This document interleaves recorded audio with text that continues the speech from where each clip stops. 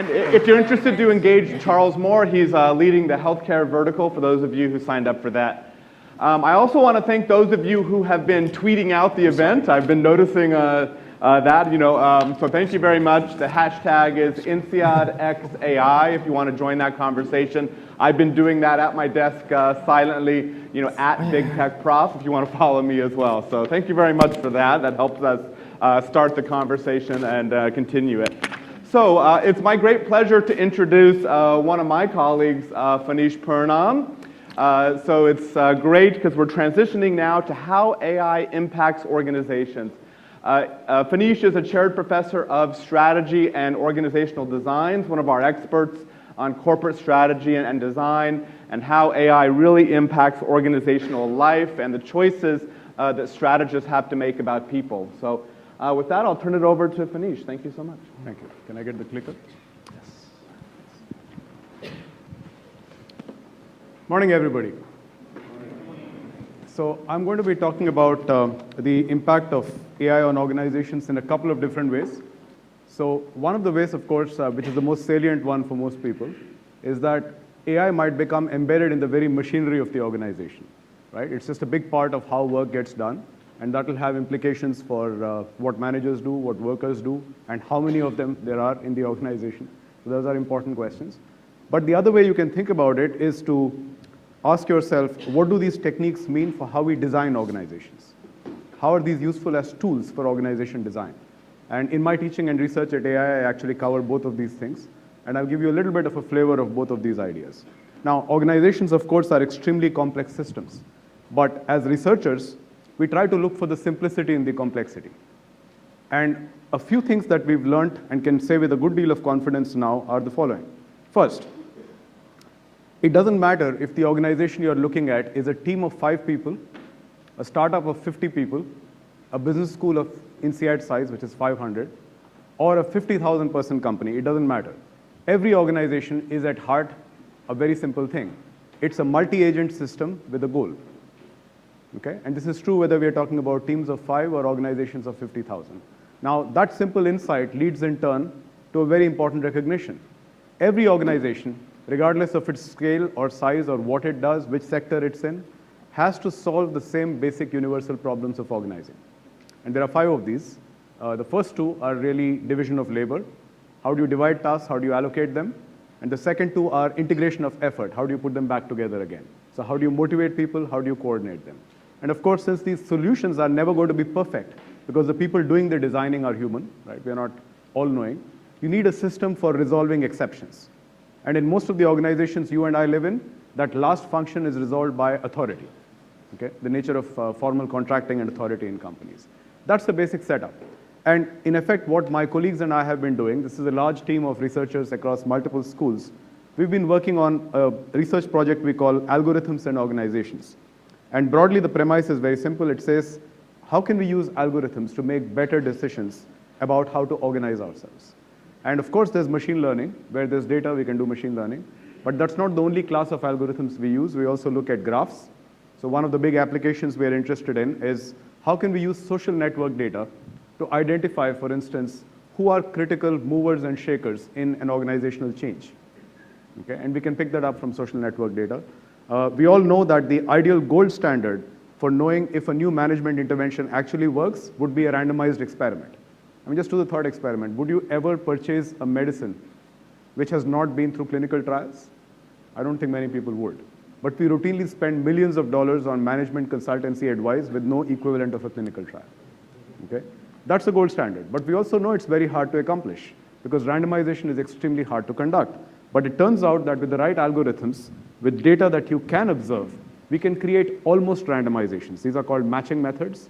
And we use that a lot to kind of simulate an experiment, even though it's not a complete experiment. And then the last application that's really cutting edge and quite exciting for us is actually computer simulations of organizational processes. So I don't know if you've heard of the concept of a digital twin. Some of you might have. So this is the idea that companies like General Electric, when they sell turbines to aircraft companies, they maintain in their own systems a computer model of that turbine. And by running the computer model, they can anticipate when breakdowns and issues will arise in the plane that's actually using the turbine, right? We are getting not quite to that point, but somewhere in that direction, where now if you tell me a social network of an organization, you tell me who's connected to whom, and you tell me the initial distribution of attitudes towards a major organizational change, I can run our models and give you a probability estimate of how likely is it that this change will actually take off or it will stall. Okay? So these are techniques that essentially are all algorithm-based, though not all are essentially about AI or machine learning per se. So Phil gave you a very interesting and insightful and intuitive way of thinking about what AI does. I'm going to try and give you a complement to it, which is by showing you these two pictures. The one on the left, probably many of you are familiar with. This is IBM's Deep Blue beating Kasparov. Okay? The one on the right is about 2.5 years old. This is AlphaGo beating Lee Sedol at Go. Okay? So two instances of electronic intelligence, if you like, beating a human intelligence. In both cases, the world champion at this particular game. But big differences. The big difference is the AI that was used on the left to beat Kasparov was what today is called old-fashioned AI. Why is it called that? Essentially what it is it's the combined intellectual prowess of many software programmers embodied in a system of rules. Okay? So it's the combined intelligence of those engineers that bet Kasparov. The difference is that the algorithms on the right, the one that bet Lee Sedol, learned how to beat Lee Sedol through experience. So they essentially played lots of games. They looked at data from games in the past, plus they played games with each other, the algorithms. And from all that data that was generated, they learned how to beat Lee Sedol. That's the fundamental difference between the AI today, which is mostly machine learning, that's where the action is, compared to the AI of 20 years ago or 30 years ago. Okay? And it really captures one very simple and powerful point, that intelligence is pattern recognition. This is not a new idea. About 20 years ago, or 30 years ago, in fact, there was this extremely interesting experiment where people had a chess board set up in a room, and they had people walk into the room and take one look at it and try to recreate the board from memory. Okay? It's not an easy task. So if I just gave you like a minute to look at this and said, can you recreate the arrangement of pieces on a board? I think you would struggle. Okay? And what they found was, when they compared chess grandmasters to novices, they did about equally badly when the pieces were set up at random. But if the pieces were taken from a game in action, a real live game, the grandmasters could recall the pieces much better than the novices, which tells you something about the nature of grandmaster expertise. It's pattern recognition. What they're doing is they're seeing patterns in the data, and they're able to use those patterns to then make forecasts about how things will work. And that, in a nutshell, is what machine learning today is doing. It's doing exactly the same thing that you guys have done in high school. Right? This is the exam question that you must have dreaded or loved, depending on what kind of a mind you have. But for some people, this is trivial. Some people find it hard. But that is exactly what all machine learning today is doing. It's pattern recognition. Okay? And that's at the heart of everything. Of course, lots of data makes it easy to see even very complex patterns that we can't. But stripped of all the jargon, that's what's really going on. It is about pattern recognition and application of those patterns. So here are some pretty standard use cases at this point. And you've probably heard of all of them. But I'd like you now to think about them from the perspective of pattern recognition. Okay? So what's happening when transaction features are being recognized as fraud?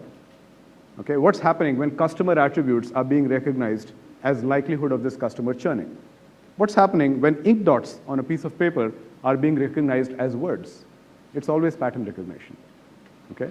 Similarly, if you look at a pixel, you see the pattern, it's an image. You see sound, it's a pattern, you hear the words. You see the state of play, you can see how we're getting closer to where AlphaGo is. You see the state of play in the game based on past records of play, and you turn it into the optimal next move. Okay? That's what's going on. Now, where it's interesting for me as an organizational design person who is interested in how organizations work is, where does this pattern recognition lead us when you start thinking about managerial decisions within organizations? And here are a few interesting emerging cases. So for instance, this has now become like a table stakes application. There's probably no HR consulting company of any repute in the world which does not offer an AI-based solution in this space, which is, how can I look at employee attributes, see the patterns of which employee attributes predict who is going to quit, and use that to forecast exit likelihood. This has become very, very simple, very basic. We teach it to our MBAs in one session. So I promise you we can take somebody who has never done any coding, and okay, I'm cheating a little bit, 1.5 sessions.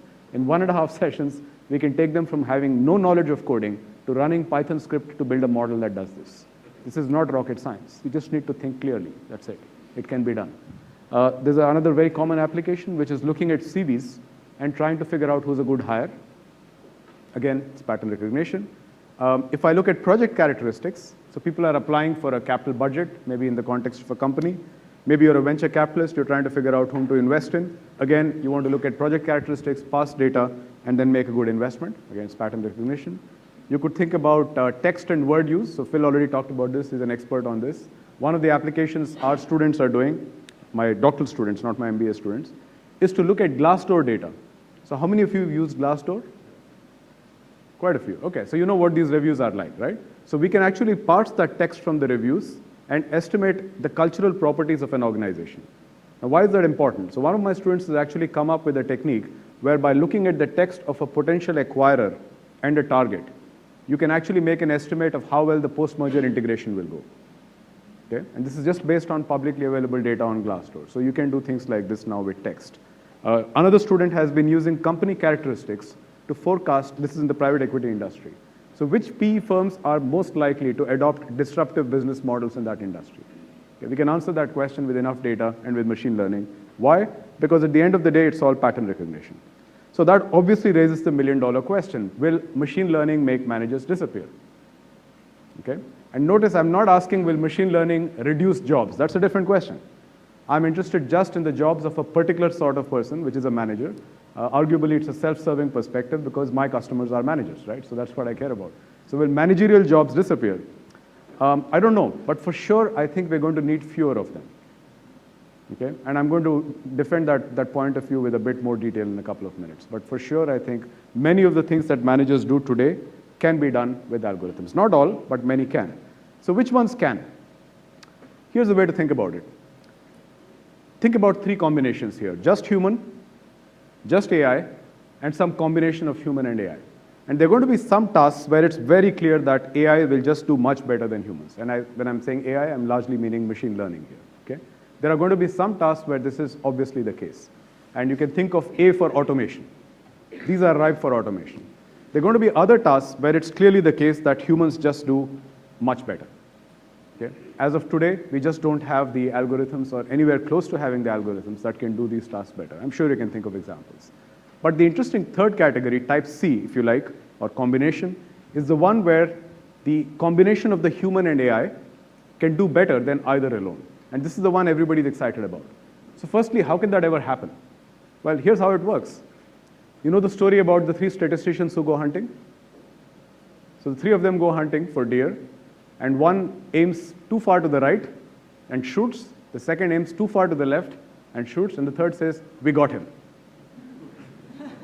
Why? Because on average they did, right? This is exactly how machine learning with humans in combination can do better. They can both be wrong, but as long as they're wrong in different ways, the aggregation of their predictions can be more powerful than the individual predictions themselves, okay? But notice in these cases, whether you're looking at case A or you're looking at case C, you do need the AI to be reasonably competent. And this is what I'm going to spend the next few minutes on, which is how do you know for a particular business application in your organization, whether it's for HR, whether it's for marketing, whether it's for sales, that machine learning is indeed likely to be a good solution. So here's my checklist. There's 6 things on my checklist. I haven't put them in any particular order. We can debate that later if you like, but I do think all 6 are important. First, you want to pick a domain where the value accuracy curve is steep. What I mean by that is for the marginal increase in accuracy, at the end of the day, all AI, the performance of AI can be judged in a very crude way in terms of accuracy. Accuracy of what? Accuracy of predictions, okay? So where is the marginal impact on value with a marginal increase in accuracy, the strongest, the hardest, the biggest, right? This is going to be the key question, and there is no general answer. But the heuristic here is think about situations where there are winner-take-all markets. So Google didn't have to be 100 times better than Yahoo's search engine, right? It just had to be a few percentage points better to end up with 100 times more value. So these are the kind of killer app situations you're looking for. What you want to avoid is picking a business process where if you improve the accuracy, even if it improves a lot, it doesn't improve overall profit because there are other steps in the value chain which can't be improved. So if you're buried deep in the value chain, you're step number 5, right? And steps number 6, 7, and 8 can't improve their accuracy, then the weakest link is going to determine the overall profits. So there's no point wasting your time trying to improve the accuracy of that one process. So this is really important. Where do you want to spend your energy? Second, you have to believe that underneath this process, there is some structure. And this is very discomforting for many people when I mention this point, but people seem to assume if you have data, we'll find the pattern. No, they could just be noise. It could just be random noise. So how do you even know you're looking at a business process where there is some structure to the data? Here's a clue. If you see big differences in expertise, human experts, it's likely but not necessary that there is a pattern. Okay? If you don't see big differences in expertise, everybody's doing roughly equally or badly, like picking stock, for example, then maybe there isn't any real expertise there. In which case, trying to apply AI to this may not be particularly useful. Third, you've got to be sure that this structure to this data is actually stable. Things change, right? And every machine learning algorithm, the most sophisticated to the least sophisticated, makes no difference. All of them today work on the same principle. They use data from yesterday to make a prediction about tomorrow. And if the way the data was generated yesterday is not representative of how the data will be generated tomorrow, the algorithms can do nothing for you. All right? So this is, again, a very important criterion to think about. How stable is that underlying process? There's more. What about the social processes that generate the data? Do you think they are okay from your ethical and moral perspective? So probably some of you have heard of this story. Amazon tried to do their recruitment using algorithms and then stopped. How many have heard of this story? Quite a few, okay? So people make a lot of capital out of it, usually to make the point that you can't replace managers with AI. That's not the lesson I take away from this. Here's why. So yes, Amazon did discover that their machine learning algorithms were systematically under-hiring women, okay? Now, where's the bias? Was the algorithm biased? No, algorithms are statistical models which have been looked at by lots of mathematicians very carefully. They're not wrong, they're right. They've been checked to be right by lots and lots of people. So the algorithm is not biased. But the data biased? No, it's an accurate representation of what was going on in Amazon, which is that women were being discriminated against. So where is the bias? The bias is in the social process that produced the data. Okay? And this is important because if you don't take that into account, there is indeed a big danger that your machine learning solution is going to reinforce and perpetuate the same biases that produce the data. Okay? But that doesn't mean we should run away from trying to do it. And here's the last point on the Amazon story. Amazon would never, in my opinion, have even found out that they had such massive gender discrimination if they had not tried the machine learning solution. Right? Machine learning algorithms don't try to save face. Humans do. So how many HR experts would have owned up to being discriminating? But the algorithm could not hide. It had to reveal the fact that it was discriminating. Next, is the data representative? By which I mean there should be no sampling bias. So a classic example of this is, can I look at my most successful employees, their CVs, and use that to forecast whom I should hire? I know many companies which have a business model based around the startups. They're wrong, you can't. The problem is you haven't seen the people you didn't hire. Okay? So unless you do that, unless you're tracking, say, on LinkedIn, the people you have not hired, it's very difficult to go from the data on the people you have hired to make a prediction about whom you should hire.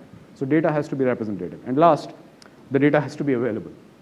That sounds like a very low-bro, low-tech thing to say, but this is probably the most important constraint at this point. Companies have lots of data. It's not in one place. Nobody knows its quality. Integrating it is a nightmare. If you begin today, maybe in 18 months, it will work. Okay? So these are really important questions to ask. So let me just wrap it up. I know I have a minute here. So you have this, this continuum, if you like, of automation on the one hand and augmentation on the other. And people immediately jump to the conclusion that if it's augmentation, that means jobs will not be lost, managers are going to be safe. That does not follow.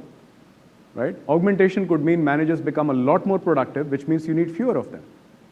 And this is the reason why I'm convinced that I can't say anything about the overall economy. You could have a situation where overall jobs in the economy increase, but companies shrink. And that's very much, I think, the direction we are going. And I'll leave you with this last picture. The one in the background here is actually the first known org chart. It's in 1855, this was drawn, and it's of the New York and Erie Railroad Company. And that's a classic execution-based organization. The picture on the right is taken from the offices of a software company called Valve. I don't know if you guys have heard of Valve. How many played Dota? How many played Counter-Strike? Okay, if you go back home and said, we went to a session where we talked about Dota, you'll have major street cred improvement with your teenagers, okay? So Dota is what Valve makes. And Valve is a completely non-hierarchical, flat organization with just 2 layers, the founder and 500 others. So the CEO has a span of control of 500, okay? It's real, and it's been around for 20 years, and I watch them with a lot of interest because I think in some ways they might represent what organizations look like when all the execution is automated and a lot of the managerial work is also embedded in machine learning. Thank you.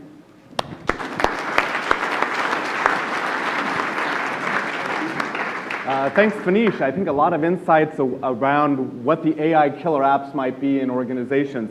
Let's take a few questions. I know we have one here on the front row.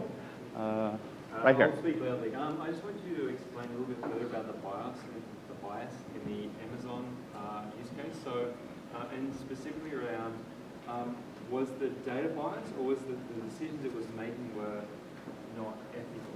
So can you dig into Yes. a little bit? So it's the latter. So the point is people often say the algorithm was biased in this case, but my point is it's never the algorithm as long as the algorithm is competently coded, right? So the algorithm was correct. It's the same algorithm we all use, something like random forest or something like that.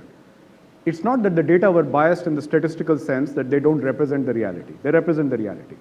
What was biased was the social process underlying that reality. So it's more of a moral or an ethical bias, not a statistical bias, right?